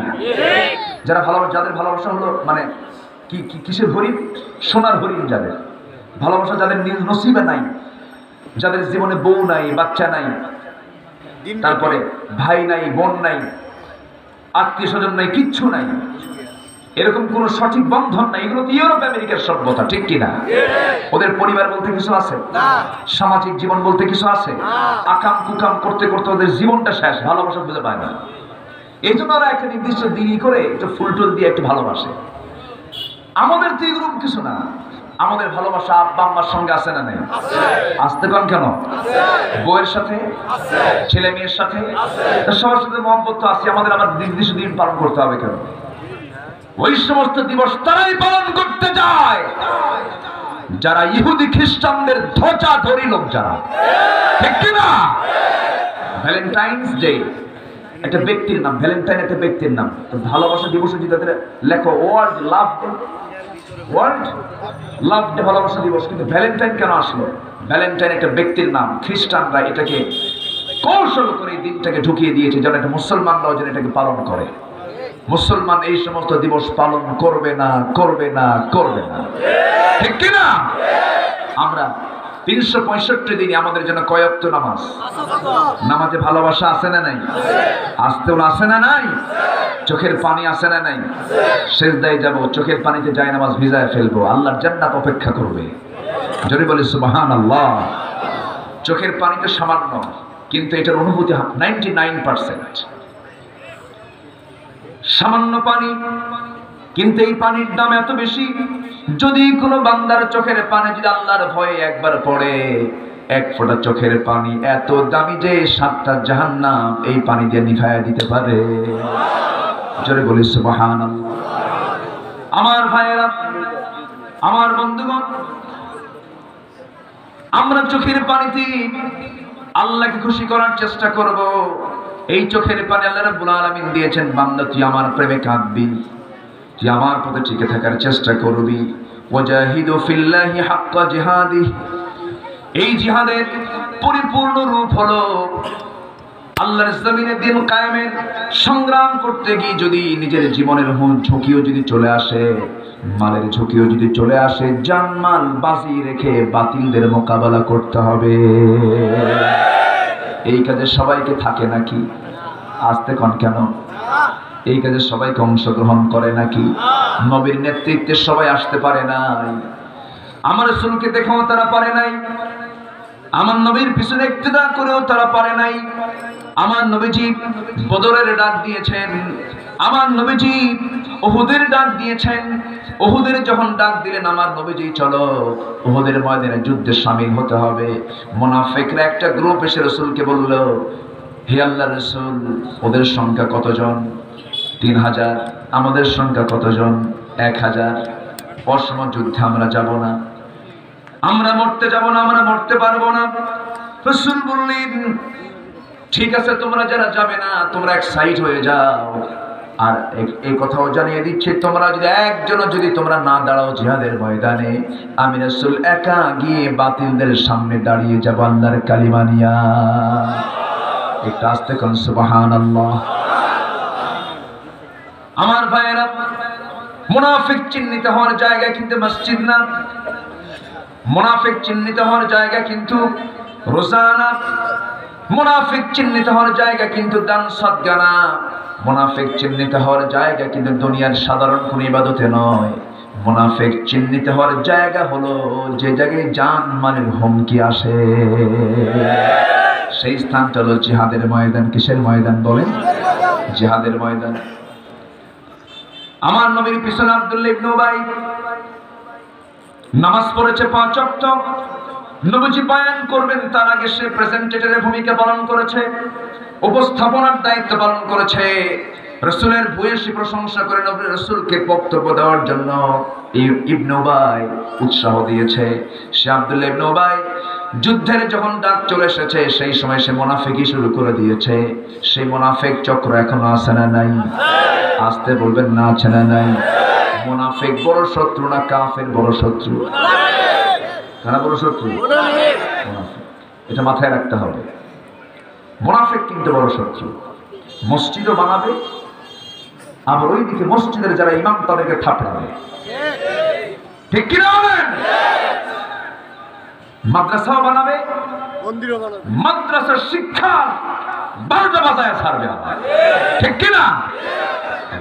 না মন্দির হোক সমস্যা নাই, মন্দিরের জন্য 200 কোটি টাকা বাজেট হয়, সমস্যা নাই, আমাদের বাজেট না হলেও চলে, ঠিক আছে না? সম্মানিত ভাইয়েরা, আমরা আছি কোথায়? আল্লাহ জমিনে। এই খুব সুন্দর মানুষ দেখি, বলি আলহামদুলিল্লাহ। সম্মানিত ভাইয়েরা, আমাদের সৌন্দর্য ফুটে তুলতে হবে চরিত্র দিয়া। কি দিয়া বলেন? কি দিয়া? ব্যক্তিত্ব ফুটে তুলতে হবে ব্যবহার দিয়া। কি দিয়া বলেন? ব্যবহার কিসের পরিচয়? কিসের পরিচয়? আচ্ছা, কৃতিত্ব ফুটে ওঠে কর্মের মাধ্যমে। কিসের মাধ্যমে? কাজের মধ্যে দিয়ে আমরা কৃতিত্ব অর্জন করব। আর এগুলো বাস্তবায়ন করার জন্য আমার আপনার জন্য বাস্তব নমুনা হচ্ছেন মুহাম্মদ সাল্লাল্লাহু আলাইহি ওয়াসাল্লাম। রাসূলের সুন্নাহর দিকে আমরা এগিয়ে যাব। আমার নবীজি বিপদে যখন সামনে পড়েছেন, সবার আগে সহযোগিতা চেয়েছেন কার? আল্লাহ। আমরাও সহযোগিতা চাইবো কার কাছে? আল্লাহর কাছে। উহুদের ময়দান এত কঠিন একটা জায়গা, সেই জায়গায় এই মুনাফিকরা কি করলো? মুনাফিকি করলো। মুনাফিকও কিন্তু মুনাফিককে ভালোবাসে না। কে বেটা তুই যেটা মুনাফিক, ও নিজেই কিন্তু মুনাফিক। কি কথা বোঝেন নাই? মুনাফিক কিন্তু মুনাফিককে সহ্য করতে পারে না, চোর কিন্তু চোরকে ভালোবাসে না। বিড়িখোর যে বিড়ি খায় সেও কিন্তু বিড়ি খাওয়া পছন্দ করে না। যদি বিড়ি খাওয়া পছন্দ করে তাহলে ছেলেকে বলতে, বাবা আর তুইও টান আমিও টানি, কি ঠিক কিনা? কম বলতো না? বলতো আমি বিড়ি খাই, বাজার দুইজনও খাস না, কি ঠিক আছে না? বাপ কিন্তু এই কথাই করে, বাপ খা বাবা, এগুলো খাওয়া ভালো না বাবা, বুঝলেন না? টান দিয়ে বাবা এগুলো খাওয়া কিন্তু ভালো না বাবা, এরপরে একটা টান মানে আসে না? বলুন, যেটা খারাপ প্রত্যেকটা মানুষের ভিতরে আল্লাহ পাক সেই সেন্স দিয়েছেন যে এটা খারাপ। কি কথা কি বোঝা গেল? এই সেন্স কে দিয়েছেন? আল্লাহ দিয়েছেন। পৃথিবীর কোনো প্রাণীকে আল্লাহ পাক এই সেন্স দেননি। এই জন্য সমস্ত প্রাণীর বিচার হবে না, বিচার হবে কার? মানুষের। আচ্ছা, হাতি মানুষ চালায় না, মানুষ হাতি চালায়? হাতি মানুষ চালায় না, মানুষ হাতিকে চালায়। শক্তি কি বলে, দাম বেশি কার? হাতির না মানুষের? বলেন বলেন, কার দাম বেশি? মানুষের দাম বেশি। আচ্ছা ঠিক আছে, মানুষের দাম বেশি, শক্তি কার বেশি? হ্যাঁ, গায়ের জোরে, গায়ের জোরে শক্তি বেশি কার? দৈহিকভাবে শক্তিশালী হাতি। আর মানুষ যে শক্তিশালী, সেই শক্তির দিক থেকে হলো মানুষের আল্লাহ পাক দিয়েছেন আকল, যে মেধা দিয়েছেন, যে যোগ্যতা দিয়েছেন। এজন্য হাতির উপরে মানুষ চড়ে না, মানুষের উপরে হাতি চড়ে? হাতির উপরে মানুষের। কি কিসের শক্তি দিয়া? আকল। আফালা তাকিলুন। মানুষ হাতির উপরে চড়ে আর বলে সামনে যা, সামনে মেজাজ খাটায়া হাতি সামনে যায় আর মনে মনে করে তুই তো সলিমুদ্দিন, তুই কি মানুষ না হয়ে যদি অন্য কিছু হইতে বেলের মতো পটপট করে ফাটাতাম মাথা তো। আল্লাহু আকবার বলে। আল্লাহ পাক মানুষকে কি দিয়েছেন? এই বুদ্ধি দিয়া গোটা পৃথিবীর সব প্রাণী চালায় মানুষ। বাঘ, রয়্যাল বেঙ্গল টাইগার, বিশাল বড় বাঘ, সিংহের মাথার মধ্যে, মুখের মধ্যে মানুষের মাথা ঢুকায়া শুক্র বসে থাকে। কিভাবে বস বানাইছে? অজগর সাঁতরে নিয়ে রাতের বেলা শুয়ে থাকে। মানুষ পারে নাকি? প্রত্যেকটা প্রাণীকে মানুষ নিয়ন্ত্রণের মধ্যে নিয়ে আসতে পারে তার আকল দিয়া, মেধা দিয়া।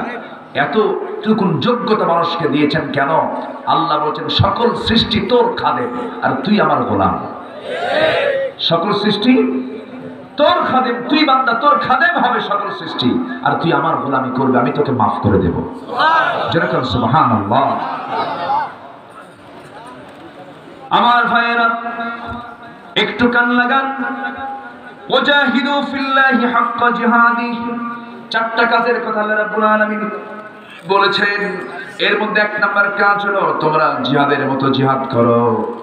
সেই জিহাদের মতো জিহাদের বাস্তব চিত্র যদি কেউ দেখতে চান, বদর দেখবেন, উহুদ দেখবেন, খন্দক দেখবেন। উহুদের প্রান্তরে আমার নবীজি মুনাফিকদেরকে চিহ্নিত করে ফেললেন। মুনাফিকরা একটা সাইড হয়ে গেল। নবীজি উহুদের প্রান্তরে সেদিন মাথায় কিন্তু টুপি ছিল না, সেদিন মাথায় কিন্তু আমার নবীজির হেলমেট ছিল, সেদিন কিন্তু পাগড়ি ছিল না। নবীর গায়ে সেদিন লৌহ বর্ম ছিল, হাতে ছিল তার তরবারি, হাতে ছিল তার বর্শা। সবচেয়ে দামি ঘোড়ায় সেদিন সবচেয়ে দ্রুতগামী ঘোড়ায় চড়েছেন মুহাম্মদ সাল্লাল্লাহু আলাইহি ওয়াসাল্লাম। ঘোড়ার পিঠে চড়ে অশ্বারোহী হয়ে উহুদের প্রান্তরে রাসূল বললেন, সাহাবীরা শোনো, আজকে এই জিহাদের ময়দানে তোমাদের কি সামনাসামনি ভূমিকা পালন করতে আমি দেখতে চাই। কি আছো? কারা কারা যুদ্ধে যেতে রাজি আছো? সব সাহাবীরা জানবাজ নবীর সামনে দাঁড়ায় গেলেন। নবীজি স্থানগুলো নির্ধারণ করে দিলেন। 50 জনকে আগে ডাক দিলেন, শোনো, এই যুদ্ধের ময়দানে এই ভৌগোলিক অবস্থানের ভিতরে সবচেয়ে ক্রিটিক্যাল একটা পয়েন্ট আছে। এই যে চিকন একটা গলি আছে, এই গলিটা কিন্তু নিয়ন্ত্রণ করতে হবে। 50 জন তীরন্দাজকে তোমরা রেখে দিলে, তোমাদেরকে আমি এই জায়গায় রেখে দিলাম, তোমরা এই জায়গায় থাকবে।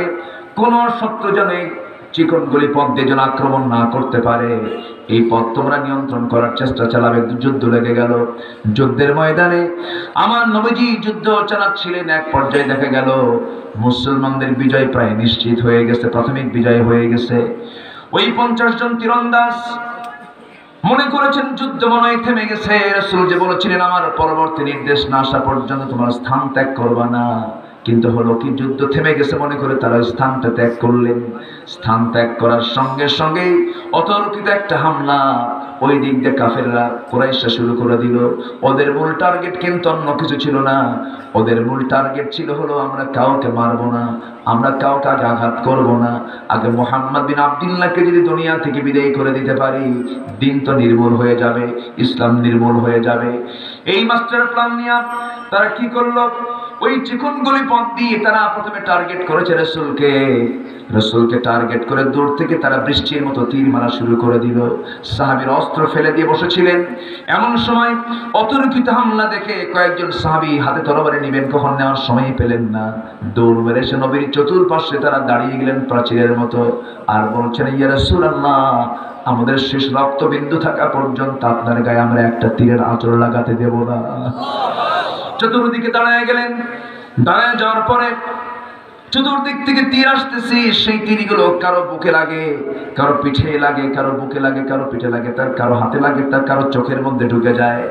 একজন সাহাবী ছিলেন কাতাদা রাদিয়াল্লাহু তাআলা আনহু, নবীর সামনে দাঁড়ানো। কাফিরদের একটা তীর এসে তার চোখের মধ্যে ঢুকে গেল, চোখটা বের হয়ে গেল, উপরে তার হাতের মধ্যে পড়ে থাকলো। আমার নবীজি বলছেন, কাতাদা, চোখ থেকে তোমার গড়ে গড়ে রক্তগুলো পড়ে যাচ্ছে, এইদিকে আসো। কাছে টেনে নিলেন। নবীদের মর্যাদা সত্য না মিথ্যা?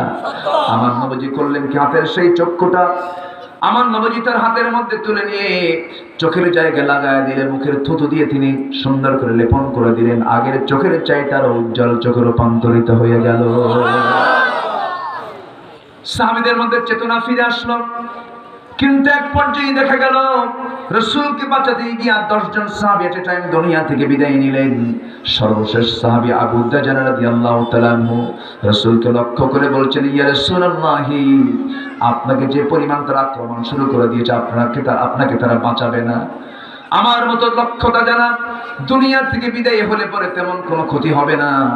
আপনি যদি দুনিয়া থেকে বিদায় নেন, দিন তো নিভিয়ে যাবে। অতএব আমি আপনাকে জড়িয়ে ধরছি, যত তীর আমার পিঠে লাগবে আমি মরে যাব, আলিঙ্গন করব, তীরের সামনে আমি আপনার গায়ে একটা আঁচড় লাগাতে দেব না। আমার নবীর চতুর্পার্শ্ব থেকে সব বিদায় হয়ে গেছে, মারা গেছে।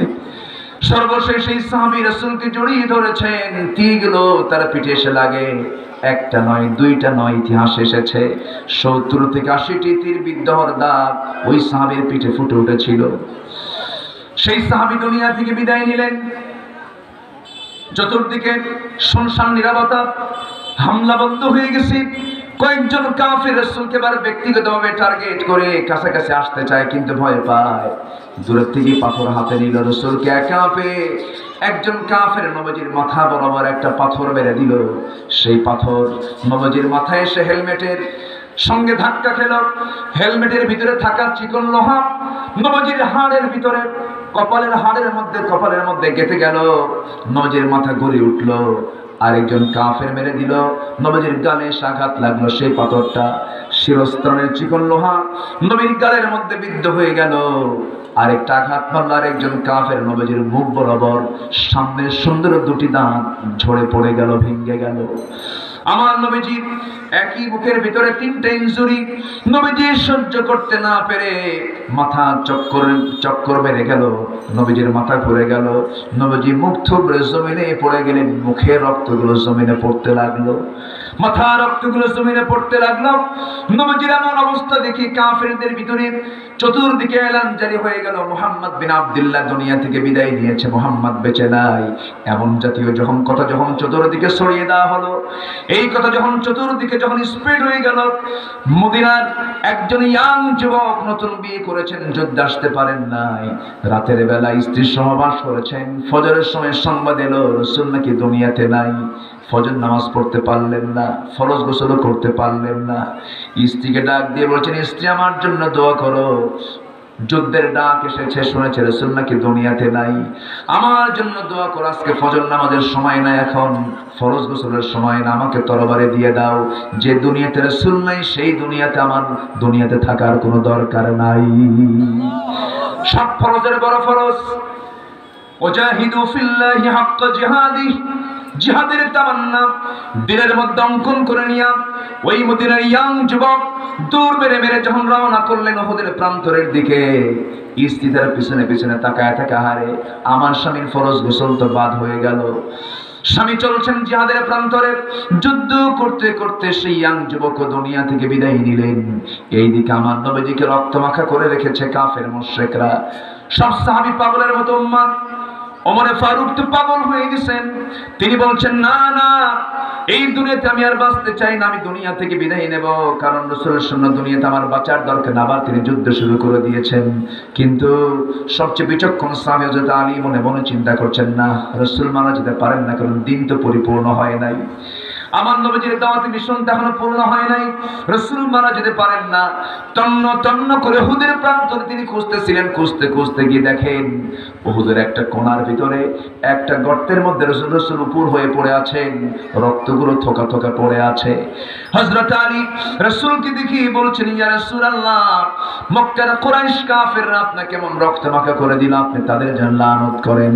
রাসূল বলছেন, আলী রে, চিন্তা করো না, এই জমিন আমার রক্ত যখন পড়েছে, এই জমিন আল্লাহর দিন কায়েম হয়ে যাবে। দিন কায়েমের জন্য রক্তের দরকার আছে না নাই? আসতে বলবেন না, আছে না নাই? জিহাদের দরকার আছে না নাই? জিহাদ মানে সংগ্রাম। জিহাদ মানে কি? সংগ্রাম, প্রচেষ্টা করা, মুজাহাদা করা। আমার ভাইয়েরা, যদি একটা দেশের স্বাধীনতার জন্য এই বাঙালি জাতি যদি 30 লক্ষ জীবন দিতে পারে, একটা দেশের স্বাধীনতাকে কায়েম করার জন্য, স্বাধীনতা আনার জন্য যদি এমন জীবন দিতে পারে, সেই জাতি অবশ্যই যদি আল্লাহর প্রেম যদি জাগ্রত করতে পারে, আর লক্ষ জীবন চলে যাবে, তবু আল্লাহর জমিনে সেই জাতির আল্লাহর দিন কায়েম করে ছাড়বে ইনশাআল্লাহ। রাজি আছেন না সবাই? সবাই কি রাজি আছেন? জোরে বলি ইনশাআল্লাহ, আর জোরে বলি ইনশাআল্লাহ। আমার ভাইয়েরা, আমার বন্ধুগণ, নবীজি হযরত আলী দেখি কোলের মধ্যে তুলে নিলেন, কোলের মধ্যে তুলে নিয়ে নিরাপদ জায়গায় তাকে শোয়া রাখলেন। পাহাড়ি একটা অঞ্চল, উহুদের প্রান্তর। আমি নিজের চোখে দেখেছি বারবার, উহুদের প্রান্তরে যখন চলে যায় আমার সেন্সটা চলে যায় 1500 বছর আগে। হারে, এই জায়গার কোন জায়গা দিয়ে রাসূল যুদ্ধ করতে এসেছিলেন? এই উহুদের প্রান্তরে রাসূল মাঝে মাঝে আসতেন, উহুদ পাহাড়ের দিকে চেয়ে থাকতেন। বুখারী শরীফের হাদিস, রাসূল বলতেন, সাহাবীরা, এই উহুদ পাহাড়কে আমি দারুণ ভালোবাসি, আর তোমরা কি জানো উহুদ পাহাড়টাও আমাকে দারুণ ভালোবাসে। আমার নবীজি যখন উহুদের প্রান্তরে আসতেন, চাচার জন্য পাগল হয়ে যেতেন। চাচা আমির হামজা রাদিয়াল্লাহু তাআলা আনহু, সাইয়্যিদুশ শুহাদা আমির হামজা রাদিয়াল্লাহু তাআলা আনহু, কি পরিমাণ তার প্রতি বিচার করা হয়েছিল উহুদের প্রান্তরে।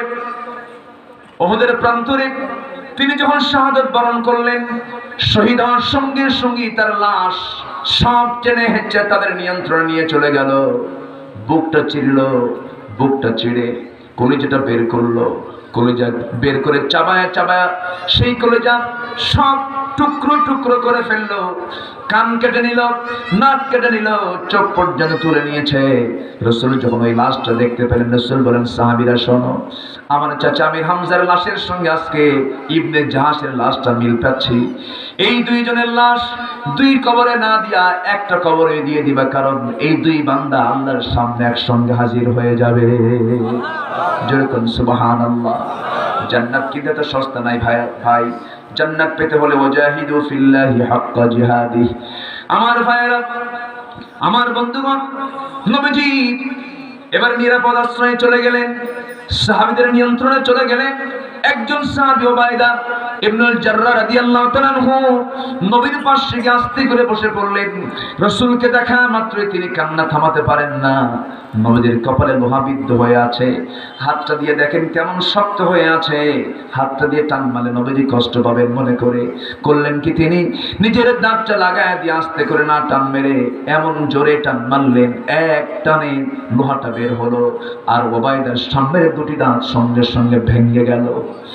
আমার নবীজি বলেন, উবাইদা রে, এত জোরে টান মারার কি দরকার ছিল? তোর দাঁতটা তো নষ্ট হয়ে গেল রে উবাইদা।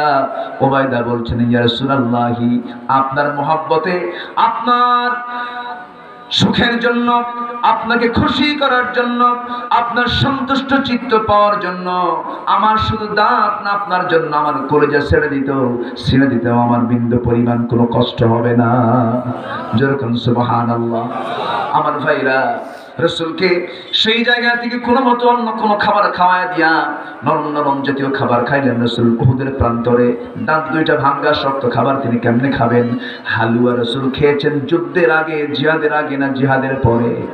আর আমরা হালুয়া খেতে চাই জিহাদের আগে, সুন্নত আদায় করবো, কিন্তু আসল সুন্নত নাই। হালুয়া তো রাসূল খেয়েছেন কোন সময়? নরম খাবারটা খেয়েছেন যে সময় তার দাঁত চলে না, দাঁতটা কাফেররা ভেঙে দিয়েছে। আমার নবীজি সেই ময়দানে উহুদের প্রান্তরে আমার নবীজি সামনে দাঁড়ায় বলছেন, সাহাবীরা, যুদ্ধ থেমে গেছে, আমার শহীদ সাহাবীরা কোথায়? তার লাশগুলো তোমরা হাজির করো। লাশগুলোকে হাজির করা হলো। ব্যান্ডেজ লাগানো রাসূল শহীদ ঈদগাহে তিনি দাঁড়ায় গেছেন। ৭০ জন সাহাবীর ভিতরে ৬৯ জন সাহাবীর লাশ খুঁজে পাওয়া গেল। জানাজা সম্পূর্ণ হয়ে গেল।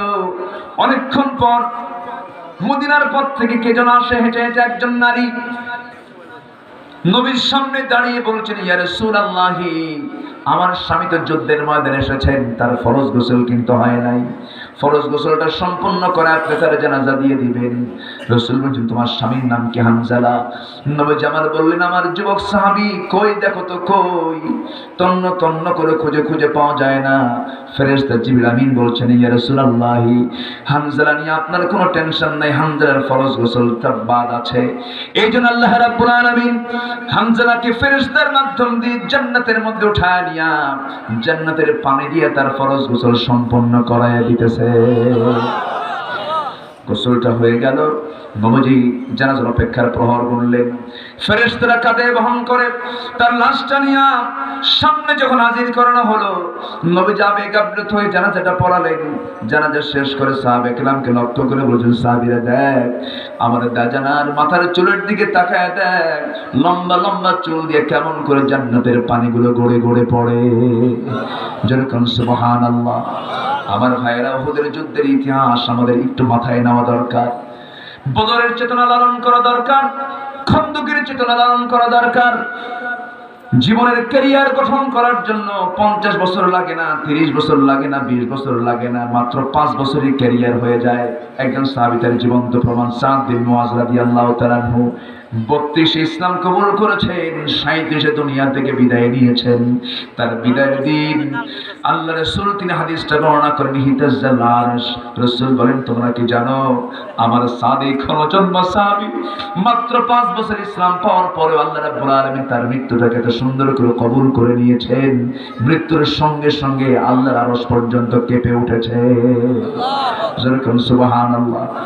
অন্য কোন আমল নাই। ওয়াজাহিদু ফিল্লাহি হাক্কা জিহাদি। বদরে তিনি ছিলেন। ওই সাদ বিন মুআজ বদরের যোদ্ধা ছিলেন। ওই সাদ বিন মুআজ উহুদের যোদ্ধা ছিলেন, ওই সাদ বিন মুআজ খন্দকের যোদ্ধা ছিলেন, ওই সাদ বিন মুআজ উহুদের প্রান্তরে তার আপন ভাই আমর বিন আসকে হারিয়েছেন, তার ভাইও শহীদ, এই সাহাবীও শহীদ খন্দকের প্রান্তরে। যুদ্ধ যখন থেমে গেছে, কাফেররা পিছন দিক থেকে সাদের ডান হাতে মেরে দিয়েছে, হাতটা কেটে পড়ে গেছে। ওই যে রক্তক্ষরণ হয়েছে, রক্ত আর বন্ধ হয় নাই, ওই রক্ত আর বন্ধ করা গেল না। মদিনায় ফেরার সময় দেখা গেল সাদ বিন মুআজ আর ফিরতে পারলেন না। সাদ বিন মুআজ রক্তক্ষরণে রক্ত শূন্যতে দুনিয়া থেকে বিদায় নিলেন। রাসূল বলেন, সাহাবীরা, আমার সাদকে আর মদিনায় নেওয়ার দরকার নাই, আমার সাদকে এই প্রান্তরেই তোমরা তার দাফনটা করে দাও। জোরে বলুন সুবহানাল্লাহ, আর জোরে বলুন সুবহানাল্লাহ। আমরা জিহাদ করব কার পথে? আসতে বলবেন না, কার পথে? নামাজ পড়তে মন চায় না, নামাজ পড়বো, ঠিক আছে না? এটাও জিহাদ। মিথ্যা কথা বলতে মন চায়, মিথ্যা কথা বলবো না, সত্য কথা আমরা বলবো। হিংসা আসবে মনে, হিংসা করব না, বিনয়ী হব। আমরা বিনয়ী যদি হতে পারি, উদার যদি হতে পারি, বিনয় এমন একটা গুণ যার কোনো কেউ হিংসা করতে পারে না।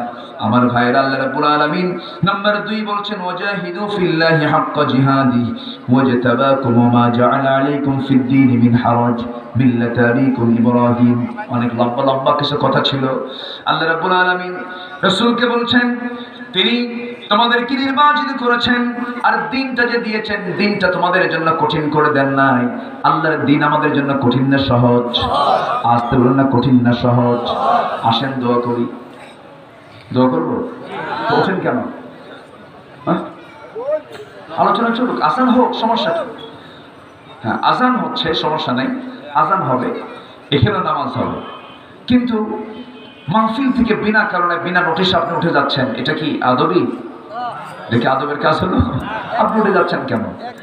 এখানে তো যারা এসেছে আমরা সবাই মোটামুটি নামাজ পড়বো তো, ইনশাআল্লাহ। নামাজ পড়বো না? জীবনে আর কেউ নামাজ ছেড়ে দেব? 5 ওয়াক্ত নামাজ পড়বেন কারা কারা? একটু হাত তুলে দেখান, চিৎকার মেরে বলি, ইয়া আল্লাহ, ইয়া রহমান। আমাদেরকে 5 ওয়াক্ত সালাত আদায় করার তৌফিক তুমি আল্লাহ দিয়ে দাও। জোরে বলি আমিন, আরো জোরে আমিন। হাত নামান। এখানে আজান হবে, নামাজ হবে, জোরে বলি ইনশাআল্লাহ, আর জোরে বলি ইনশাআল্লাহ। সম্মানিত ভাইরা, বন্ধু চাচ্ছে কথা বলি। 4টা কাজের নাম্বার 2 কাজ হলো ফাকিমুস সালাহ, নামাজটা তোমরা কায়েম করো। নামাজ কায়েম হলে সমাজে সুদ থাকবে না, জিনা থাকবে না, ব্যভিচার থাকবে না, লুটতরাজ থাকবে, ক্রাইম দুর্নীতি থাকবে, রাস্তার কাছে টাকা মেরে খাওয়া থাকবে, রডের বদলে বাঁশ থাকবে, থাকবে থাকবে এগুলো থাকবে না। নামাজ কায়েম হলে সব এগুলো বন্ধ হয়ে যাবে। আমাদের দেশের বাঁশ তো রডের চেয়ে মজবুত, বুঝলেন? আচ্ছা, ওয়াতুজ যাকাত, যাকাত দেবে। যাকাত থাকলে সেখানে সুদ থাকবে? যাকাত আছে যেখানে সুদ নাই, আর সুদ আছে যেখানে যাকাত নাই সেখানে। আজকে আমাদের দেশে যাকাত আছে না সুদ আছে? সুদ আছে। যাকাত আদায়ের আন্দোলন করতে হবে। ওয়াতাসিমু বিল্লাহ, এবং আল্লাহকে তোমরা শক্ত করে ধরো, আল্লাহর আইনকে তোমরা ধরো। এই 4টি কাজ যদি করো, আল্লাহ হবেন সবচেয়ে বড় অভিভাবক, ফানিআমাল মাওলা ওয়া নি'মান নাসীর, এবং আল্লাহ হবেন সবচাইতে উত্তম সাহায্যকারী। আমাদেরকে সাহায্য করবেন কে? আল্লাহ। বদরে সাহায্য করেছেন কে? আল্লাহ। উহুদে সাহায্য করেছেন কে? আল্লাহ। খন্দকে সাহায্য করেছেন কে? আল্লাহ। এখনো সাহায্যের জন্য প্রস্তুত নিয়ে আছেন কে? আল্লাহ। আমরা সেই কাজের আঞ্জাম দেব, আল্লাহ কবুল করুন। আমিন। মাহফিল কমিটি প্রথম এই মাহফিলের উদ্যোগ নিয়েছে, বলি আলহামদুলিল্লাহ। একজন ভাই আব্দুল কাইয়িম এবং হারুন রশিদ তার মা বাবার নামে 6% জায়গা গোরস্থানের জন্য তিনি দান করেছেন। গোরস্থান নাই এলাকায়, না আছে কি? নতুন হয়েছে, 6% জায়গা নতুন করে তিনি দিয়েছেন, বলি আলহামদুলিল্লাহ। আচ্ছা, গোরস্থানের একটু মাটি বায়না করে রাখলে, একটা গান আছে না? গানটা আমার খুব ভালো লাগে। গোরস্থানের একটা, গোরস্থানের একটু মাটি বায়না করে রাখলে, একটা গজল আছে। তো থামেন, এই থামেন, আমি তো গজল গাইতে আসিনি, থামেন একটু। তো বিষয়টা হলো, এটুকে বায়না করার দরকার আছে না? বায়না করার দরকার আছে।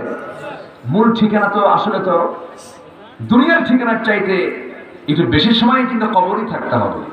কবরের জন্য আমাদের কিছু বাজেট করাও দরকার। তো এই জায়গার এই এলাকার মানে বাসিন্দা যারা, তাদের হকটা বেশি, তাদের প্রতি দায়িত্বটা বেশি, মানে তাদের প্রতি মানে গুরুত্ব বেশি দিতে হবে যে এই কবরস্থানটা যেন একটা সফল কবরস্থানে পরিণত হয়, একটা সুন্দর কবরস্থানে পরিণত হয়। আমাকে মনে হয় কবরস্থানের জন্য একটু বলা হয়েছে না, যদি কেউ দিতে চান আপনারা দিতে পারবেন, জায়গা হোক।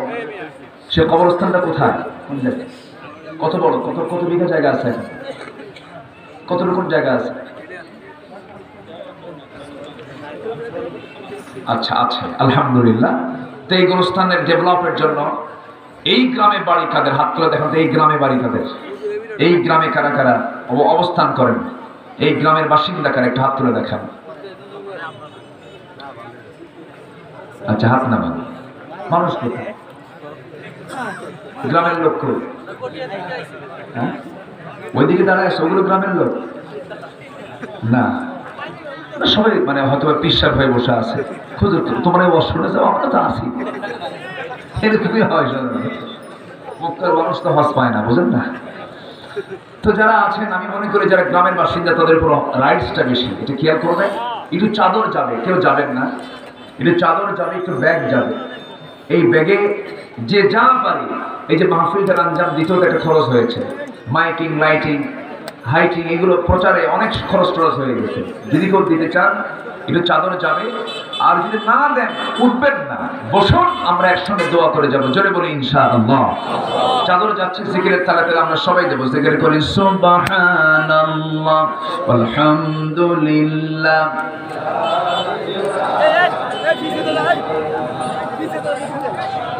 এরপরে মাহফিলের জন্য বিশেষ করে রাকিব, ফিরোজ সহ এই যুব সমাজ অনেক মেহনত করেছে, আল্লাহ তুমি তাদের মেহনতকে কবুল করে, জোরে বলি আল্লাহুম্মা আমিন। এরকম করে দৌড় মারবে, এটা কেমন কথা?